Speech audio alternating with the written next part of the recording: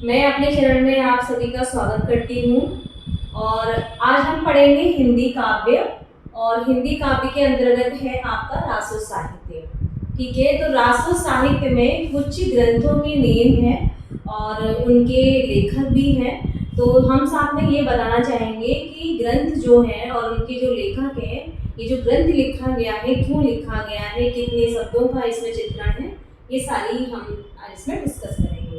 तो सबसे पहले चलते हैं हम जो रासो साहित्य में सबसे पहला जो ग्रंथ है वो है आपका कुमार रासो। ठीक है, कुमार रासो जो है वो आपका किस सदी में आया था? नवी सदी में आया था। और इनके लेखक का नाम जो है वो आपका दलपति विजय है। ठीक, अब ये कुमार रासो जो है वो कितने शब्दों का विशाल ग्रंथ था? तो आपसे क्या माना जाएगा? आपका 5000 शब्दों का विशाल काव्य ग्रंथ था। ठीक है, क्या कौन सा था? कुमार रासो। अब इसमें कुमार रासो में किसका चित्रण था? ठीक, तो कुमार रासो में चित्रण जो था वो चित्तौड़ नरेश कुमार के युद्धों का चित्रण इस ग्रंथ में किया गया था। और ये दोहा, सवैया, कवित और छंद में लिखा गया था।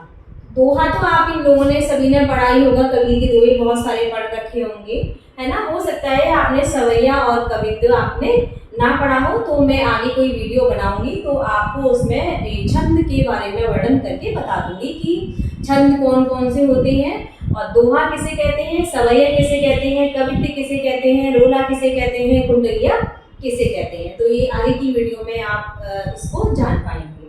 ठीक, अब अगला आता है इसमें कि कुमार रासो जो था वो उसकी भाषा जो थी वो राजस्थानी हिंदी थी। ठीक है, तो जो कुमार रासो लिखा गया था, दलपति विजय ने जो लिखा था उसकी भाषा कैसी थी? राजस्थानी हिंदी।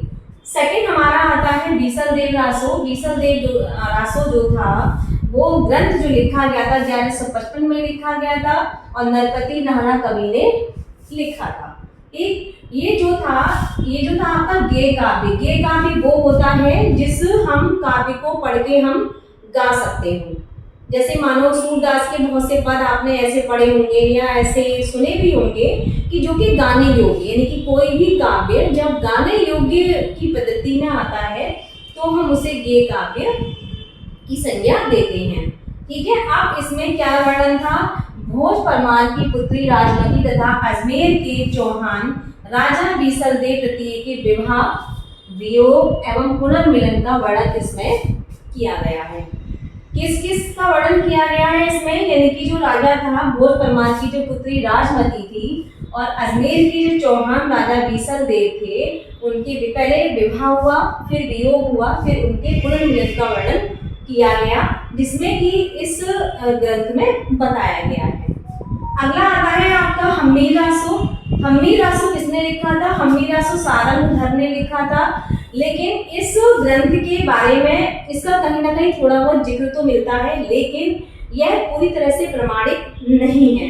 मतलब कहते हैं कि किसी भी हम कोई तो तथ्य मिले तभी तो हम उसे प्रमाणित मानेंगे कि वास्तव में ये ग्रंथ था और ये इसके लेखक थे, इस ग्रंथ में ये चीजें थी। किसी भी तरह का कोई एक बिखरा हुआ रूप तो मिल गया, लेकिन पूरी तरह से इसका वो रूप नहीं मिलने के कारण ये जो ग्रंथ जो था प्रमाणित नहीं माना जाता।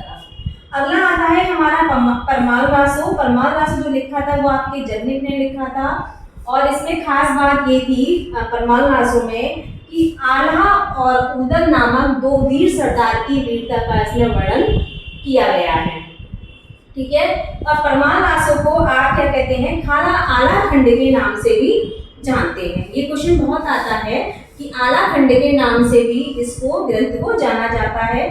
13वीं सदी का आरंभ काल की ये रचना मानी जाती है। जैसे क्वेश्चन आ जाए कि इन चारों में से कौन सी ऐसी रचना है जो 13वीं सदी के आरंभ काल की रचना है, तो आप क्या करेंगे? आप परमाल रासो को बता देंगे। ठीक है, तो आज के लिए इतना ही इस वीडियो में। और आपको यदि वीडियो पसंद आ रही हो तो लाइक एंड शेयर करें। धन्यवाद।